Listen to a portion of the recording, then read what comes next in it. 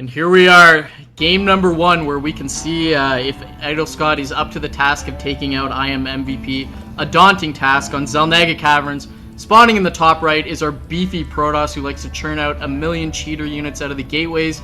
Adelscott playing for Team Millennium out of France. And his opponent coming out of Korea is IM.Mvp as the Red Terran. Yep, the map is going to be Xel'Naga Caverns here. This is going to be kicking off a huge amount of games and long macro games. I was looking at the map pool lineup that we have, and there is potential for extremely long games on a lot of these maps. Xel'Naga Caverns is a map, though, that most players have decided is going to be balanced and is a really good starting point for this series. I do want to mention this is 1.3 now. The patch recently came out, so that means all the new features of the replay for viewers. I'm kind of curious to see how people like that, but then also there was some recent balance changes. So just keep in mind all these games are on 1.3 for that brand new patch. Yeah, that's a key point. Not only this one, but any game involving Zerg. I mean, fungal growth is going to be changed. We're going to see that Khydarian Amulet change. So every game in this series is on 1.3. That's just due to how it was scheduled. And again, the map pool decided by the 7 maps. Chosen by a double blind thumbs down, so each player selects a map they don't want to play on without knowing what the other has chosen. Then we have 5 remaining maps, or potentially 6 if they choose the same, and we randomly choose the 3 and the order from that, and that's how we have arrived at these 3 maps today. It's going to be Xel'Naga Caverns, followed by Mill.Adelscott and Tal'Darim Altar if necessary. Yeah, one thing about Tal'Darim Ultra that I really like is that Blizzard recently has basically put it into their map pool, so I do expect to see a lot of epic games if the series does indeed go to Tal'Darim Altar. But for now, we are seeing here that both players are going to be opening pretty standard here. Neither player are going to be opening with any proxy or any cheese or anything like that. Probably a good idea, as if you open with a cheese and it fails, that's really going to throw you off for the rest of the series. And yeah, just going to have to sit and wait and see how these players decide to play against each other. Again, if you didn't see the little pre-game talk that we had, it's really important that Adelscott is the underdog here, and it's got to be difficult for MVP to actually do any research on him to see his playstyle, which, as you mentioned, Chill, before, is a very unique one at that. Right, we see Adelscott actually getting a Zealot out first, using his Chrono Boost on his Nexus, and if we check the Gateway rally point, he has it rallied over here to his Natural, and then to the back door to check for any proxies, but now seeing the STV running in, he's going to redirect that Zealot over to the STV, going to take 1 hit on it. Now with the Cybernetic Score finishing, he's going to go ahead with that Warp Gate Research. 25 energy finishes. Let's see where he drops a Chrono Boost. Actually using it on the Stalker, so he really wants to get that out to drive away the Scout, so he can continue like that. And look at MVP dancing this SCV back through the probe line, which has really separated that SCV from the Zealot and allowed him to get away harm-free. MVP, seeing exactly what the Protoss is doing and also noticing what the Chrono Boost were being used on, is going to go ahead and grab his own expansion. You can see him getting the command center inside of his main base here. He knows that there's no imminent threat, there's no crazy 4-gate or anything like that, because not a single Chrono Boost was used on the Warp Gate technology, and Adelscott positioning his probe as well. Looks like he's going to grab his own expansion. See, yeah, Adelscott dropping that Nexus there. His Warp Gate technology at about 50%, now Chrono Boosting his Nexus yet again. He's got his Stalker out, going to follow up with a Sentry. Meanwhile, MVP going for a 3 barracks, actually a reactored 3 barracks, so he's going to have a bit of late tech. And here we go with the Zealot and Stalker, moving right up, going to take out 1 Marine instantly. And Adelscott doing a lot of damage here, actually putting on some pressure. Now going to take out some SCVs. Let's see how many he gets. Looks like he's not going to get any SCVs before retreating with the Stalker, doing a little bit of damage. And I like this, just come in, snipes the Marine and runs away.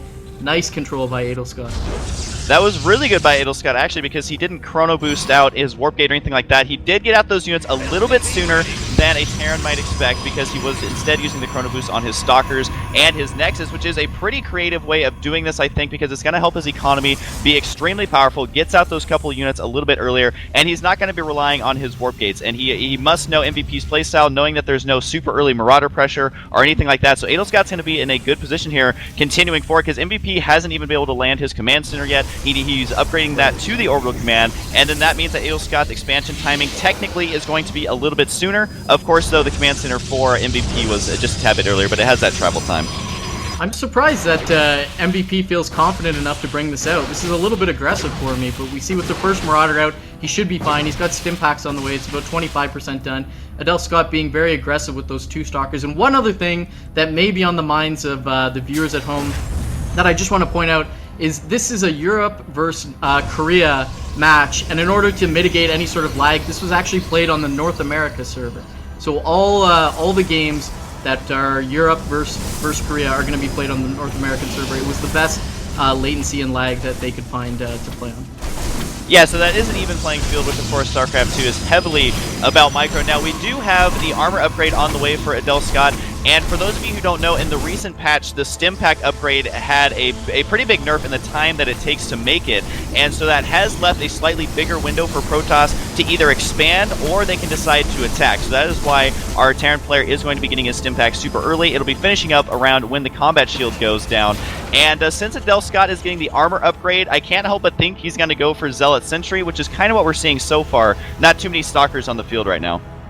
Yeah, he's breaking those destructible rocks, and that makes me feel like he wants to take a very quick third. We can see production tab showing not a whole lot doing. He's got no robotics on the way. MVP getting a little bit aggressive. The Stalker going to catch wind of that at the Zelnega and move. And Adelscott brings all his units together to group for this attack, moves his probe over to the third base. When he gets a free second, he's clearly going to drop a Nexus there once he deals with this push that's coming. But I'm a little bit nervous for MVP. Adelscott has a fairly big army and a lot of sentries. It is absolutely going to come down to the sentry usage of the force fields, although since there's so many Zealots, they do not take additional damage from the Marauders in this army. So here comes the attack right now. MVP actually stemmed his entire army, and that's when it's going to be allowed to get cut in half, which is exactly what happened. Oh. And actually more than cut in half, that's about 80%, and he trapped nearly every single unit, and this is going to be an extremely one-sided battle. Reinforcements are here, but it may be a little bit too late. MVP may have to back out. Yeah, MVP pulling back, that was a good decision to pull back, and Adelscott also making the right decision, not chasing at all. We see the armor upgrade has just completed for Adelscott. He drops another Chrono Boost, but does not continue upgrading, so a bit of a misstep there. But the supply-wise, showing Adelscott's wild style. He's at 75 supply, meanwhile MVP at 66. Let's take a look at MVP's base. Unorthodox queuing in his main base, a lot of units queued up. He's still on the 3 barracks. Getting the engineering bay, factory just completing, and he's putting up a bunker to make sure he doesn't die to any sort of early gateway aggression, but we can see that's clearly not on the way. Adelscott now upgrading +1 weapons and just continuing with gateway units. He's got a Twilight Council on the way, which is just completed, and that third Nexus about halfway. Yeah, he could be using the Twilight Council to try and get, I mean, there's a handful of upgrades you can get. He does decide to go for the Blink upgrade. Also having the +1 attack already, the +1 armor is finished, so he is doing really good on the upgrades. And just now, MVP is going to be getting that Marauder slow as well. And I really like Adelscott's decision here to expand. He realizes, hey, I won that first battle, split his army in half, and it was really in my favor. So I'm going to go ahead and expand. However, MVP does have a pretty scary Marine Marauder force, maybe looking to secure his high yield expansion as he can use the Planetary Fortress if he decides to take that one right now. So, I mean, really, the army size tab, Protoss is just a little bit ahead. He is at 106 to that 93. And also, just looking at the production tab for Adelscott, still doesn't have a robotics anywhere that I can see, and instead just opting to go for that Twilight Council. You know, I'm really surprised that he's getting Blink out of the Twilight Council, because Blink is more lends itself towards harassment style, where you're running around, blinking around, or catching drops. Charge is more kind of the manly, beefy style, so he's clearly going to be getting charge afterwards, as we can see it's queued up, but the order is just a little bit curious for me. Maybe he feels Blink is a little bit safer against harassment style. And Adelscott with 3 full bases up. Let's go ahead and throw the income tab up there. And you can see the harvester count favors Adelscott just a little bit, and the income completely even, so negating the mules by having that third base up. And we may have a huge engagement in the center as both players moving out with rather large armies.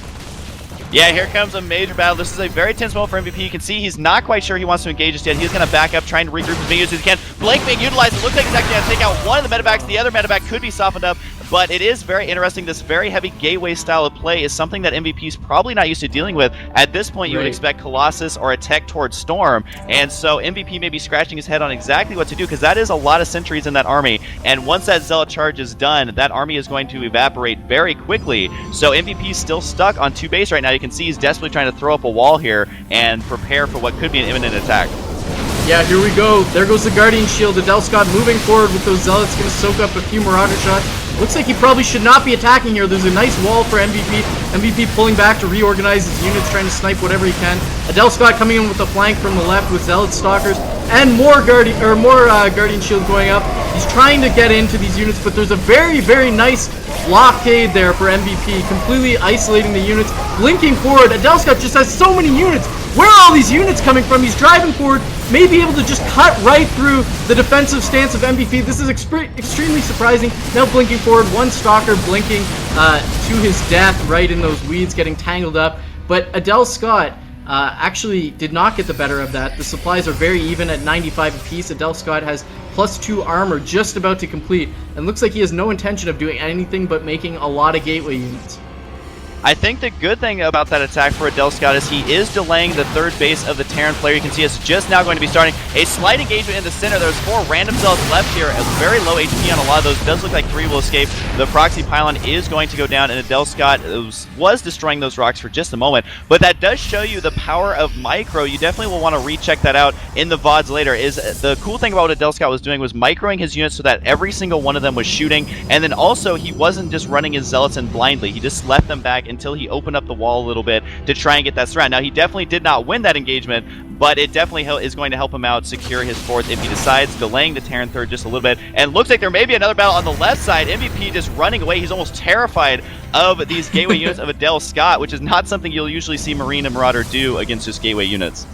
Right, MVP sitting at +1 attack, whereas Adelscott is +1 attack as well as +2 armor. That Marauder did scout the 1030 base, so MVP is well aware of that third base being up for quite a while. It's completely saturated.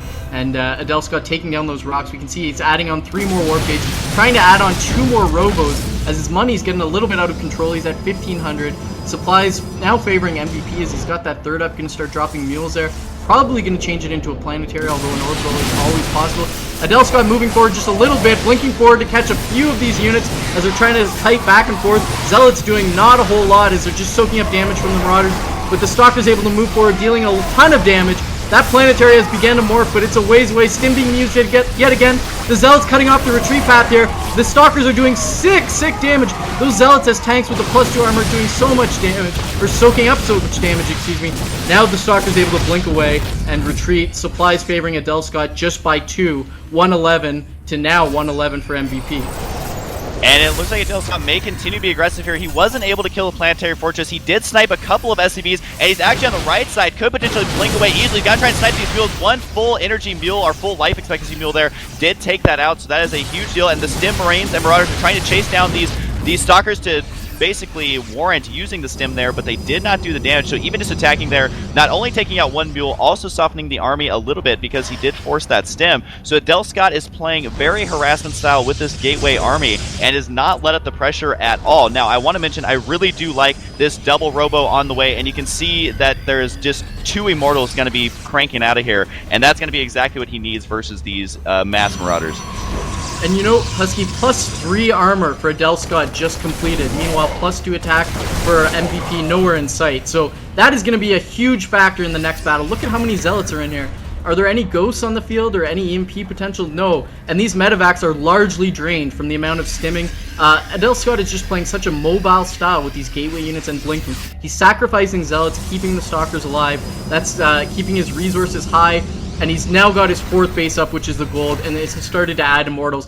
I think this is a big advantage for Adelscott in this match. He's ahead in the supply count, 180 to 150, and he's got that robotics bay now started and completed, and has now began Colossus production. Looks like Adelscott going to be moving to the left side. One Marauder scouting it, and Adelscott, he's running down, not engaging this head-on. He wants to spread out his army as much as possible. The 2 Immortals now have arrived, which will do phenomenal damage against the Marauders. MVP could lose a couple production facilities here as well if he's not careful. I love Adelscott's micro here. He's not running in all the Zealots. He's actually just blinking the Stalkers. He's going to be attacking on the left side, though. Is there enough sentries here to use any sort of force field? It looks like MVP may be stuck behind his wall on the right side, but that's going to be okay. Factory almost gets sniped. I gotta hand it to Adelscott. He has such a powerful army and a nice little lead, but he is not engaging where he isn't sure he can absolutely win. Right. And I mean, right now MVP only has 1 upgrades, while Adelscott still at 1 attack and 3 armor, which is something that I think we're gonna see a lot of Protoss do in the future because we've just seen how effective it is at absorbing that damage. Now here's the thing, Adelscott took a risk and got an advantage, but if he doesn't attack soon, he's gonna run out of tempo. He's got the supply advantage, he's got the upgrade advantage, but you can only get to 200 food, and you can only get to +3 upgrades, so he's got to do something now, and it looks like that something is running behind the gold base, using the Colossus Thermal Lance to cut down those SCVs, and there's nothing MVP can do except pull everything and begin the counterattack. Looks like Adelscott has caught wind of this, bringing his army back, realizing, wait, there's no units here, there's no SCVs. Coming into the gold base, he's going to cut through all these units. Force field going up to try to mitigate the damage and try to stall MVP, but he's through. And there's going to be a huge engagement here at the gold.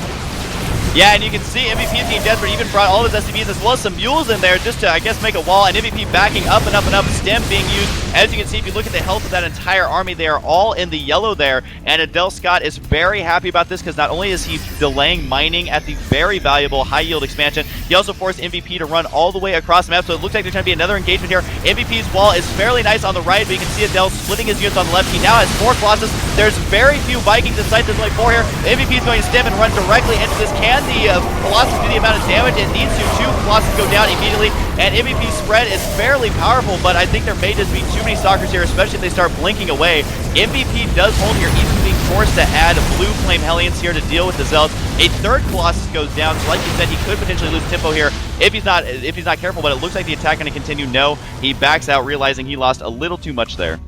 You know, despite MVP looking like he won that battle, the supplies tell a different story. 153 for Adelscott, 123 for MVP, and the Viking count is very low, only at 4, because Adelscott opened up with his heavy gateway units, kind of threw MVP's normal build off, and now MVP is scrambling, trying to add Vikings in. He's got no medevacs left, a lot of his units deep in the red. Adelscott comfortably taking the 9 o'clock and throwing up a ton of cannons as a mineral sink. He's also taking the 3 o'clock, and he's also pushing the gold base while MVP is counter pushing through the 3 o'clock. Looks like he's going to be pulled back. Hellions dancing around. Adelscott is just playing this beautifully.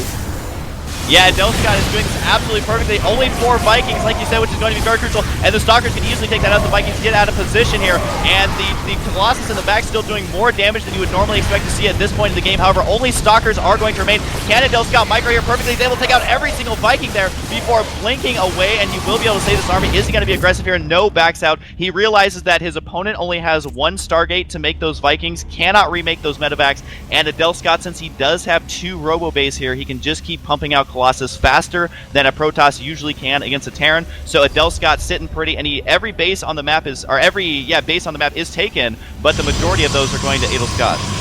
You know, here's the genius of what Adelscott is doing. He's sinking all his gas into upgrades and Colossi, keeping his Stalkers alive for the entire game. He's sinking all his minerals into cannons and zealots. That allows him, I mean, look at the gold base, no geysers. Look at his 3rd base, no geysers. He's just, you know, extracting the maximum amount of minerals possible, and now MVP scouting the 9 o'clock and seeing a ton of cannons, and now he realizes, uh-oh, I'm in a world of hurt. 166 supply for Adelscott, 120, and we've got some Hellions at the gold base doing a little bit of harassment. Looks like they killed some pros, but that's not going to worry Adelscott enough.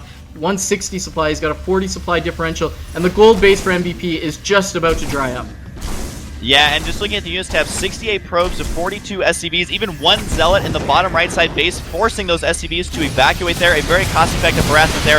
A Ghost is finally on the field. It looks like there's going to be 3 in this army mixture, but Adelscott is going to be maxed out here any moment he decides to move out here and thinks the Terran player is out of position. EMP's got to be able to soften up this entire army. However, there is 4 Colossus here, not a single Viking in sight, and that army taking so much damage. Blink going to be trapping this army in that 4th base, and MVP, I think he's going to run out of steam here. There's not a lot he can do. Adelscott's playstyle is way too good. It looks like MVP, a former GSL champion, is going to tap out here in game number 1. That, I would say, is probably one of the best Protoss versus Terran I've seen as far as the playstyle of Adelscott. I think he played that out perfectly. He made few, if any, mistakes that game, and MVP, yeah, I don't think was quite expecting this.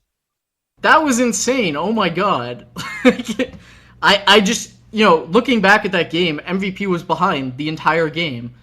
He dropped his command center earlier, turned it into an orbital. MVP actually played it a little aggressively. He flew his orbital out faster than we would normally see a Terran play.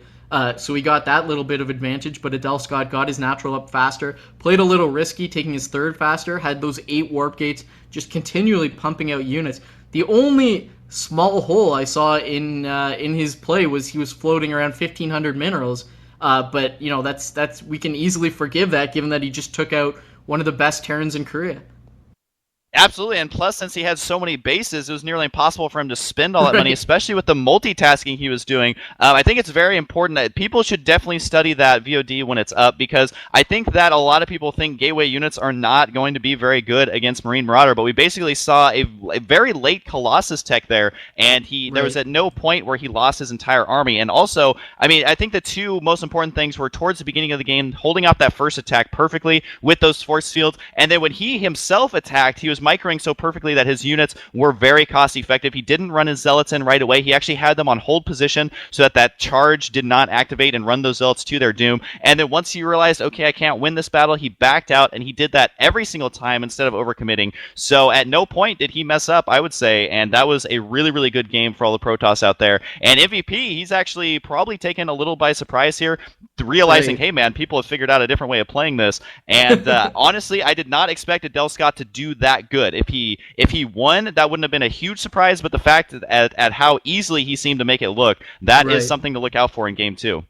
The difference between the Adelscott we saw today and the Adelscott in the TL Open came down to control and harassment, and especially I want to emphasize unit control. When we saw Adelscott in the TL Open, yeah, he had a lot of units, and he would use them to just basically ram his fist into his opponent, and if his opponent held, then it was fine. But this Adelscott looked completely different. Same sort of style with a different sort of flair on top of it. He was out harassing, and I can't reiterate enough how important saving the Stalkers was and sacrificing the Zealots. This is a common thing that everyone knows in StarCraft. You sacrifice your weaker units to protect the expensive units. But when you think expensive units, you think Immortals, you think Colossi, you think High Templar. No one's ever considered a Stalker an expensive unit that needs to be saved. But by doing that, he didn't have to waste extra minerals and extra gas remaking those Stalkers. They have high DPS, but while the Zealots soaked up the damage, and then that allowed him to focus on the upgrades. It's just an incredible playstyle, which I will 100% be stealing, so look for that on the ladder. But Game 2, we're going to be moving on to Metalopolis, and I think MVP is going to have to make some serious adjustments in his game style, possibly considering faster upgrades or moving towards EMP quicker. We saw him do neither in that game, and it really cost him. Yep, we are going to move on to Game 2 here, and the map is Metalopolis, like you said, Chill, which is a map that everyone has played 1,800,000 times, and so both players are going to be extremely comfortable on this map, and I'm sure that as far as practicing goes, they probably both practice on this map very heavily, because it's easy to ladder on this map, because you get it almost every game, it seems like. So, yeah, once again, I just want to emphasize this is patch 1.3, so there is a lot of balance changes, which we are seeing firsthand here in the games. A very important change that they made, I want to mention, is the Zealot charge. They made it slightly better where if a Zealot uses charge and it's attacking a unit that's retreating, so say Marine Marauder Micro, then it gets at least one hit in. So that definitely played a huge role in the last battle. And I believe we are going to go ahead and go to a commercial break after this, unless you have anything else to say before we get into game number 2. I have nothing to say, but I want to see if Adelscott can be the second man to upset Korea. So without any ado, we'll be bringing it to game 2 right after a short commercial break.